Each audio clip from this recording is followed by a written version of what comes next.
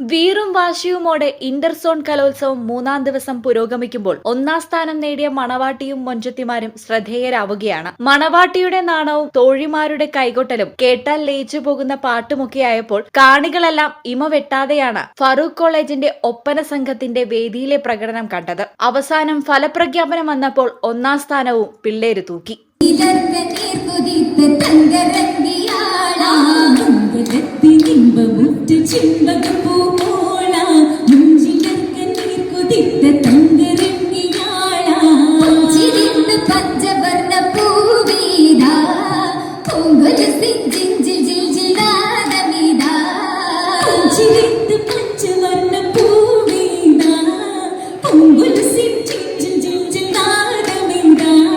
നിരവധി ടീമുകൾ മത്സരിച്ച വാശിയേറിയ ഒപ്പന മത്സരത്തിലാണ് കോഴിക്കോട് ഫറൂഖ് കോളേജിലെ ഈ മിടുക്കുകൾ ഒന്നാം സ്ഥാനം നേടിയത്. നിരന്തരമായ പ്രാക്ടീസും കൃത്യമായ വേഷവിധാനങ്ങളും പാട്ടിനൊത്ത ചുവടുകളും കൈകൊട്ടലുമായിരുന്നു തങ്ങളുടെ ടീമിനെ ഒന്നാം സ്ഥാനത്തേക്ക് എത്തിച്ചതെന്ന് ഒപ്പന സംഘത്തിലെ പാട്ടുകാരി പറഞ്ഞു. ഭയങ്കര സന്തോഷം. നമ്മൾ അത്യാവശ്യം നല്ല ടൈറ്റ് കോമ്പറ്റീഷൻ തന്നെയായിരുന്നു.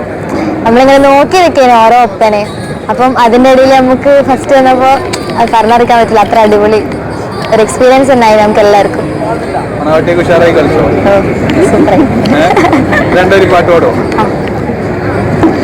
മംഗലത്തിനിമ്പമുറ്റ ചെമ്പകപ്പൂമോള മുഞ്ചിലർക്കണ്ണീർ കുതിത്ത തങ്കരങ്കിയാള പൊഞ്ചിരിത്ത പഞ്ചവർണ്ണ പൂവീതാ പൂങ്കൊലുസിൻ ജിഞ്ചിൽ ജിൽജിൽ നാദമിതാ ഉദുക്കമായി ഹക്കൻ ഉദുക്കമായി ഉദുക്കമായി ഹക്കൻ ഉദുക്കമായി.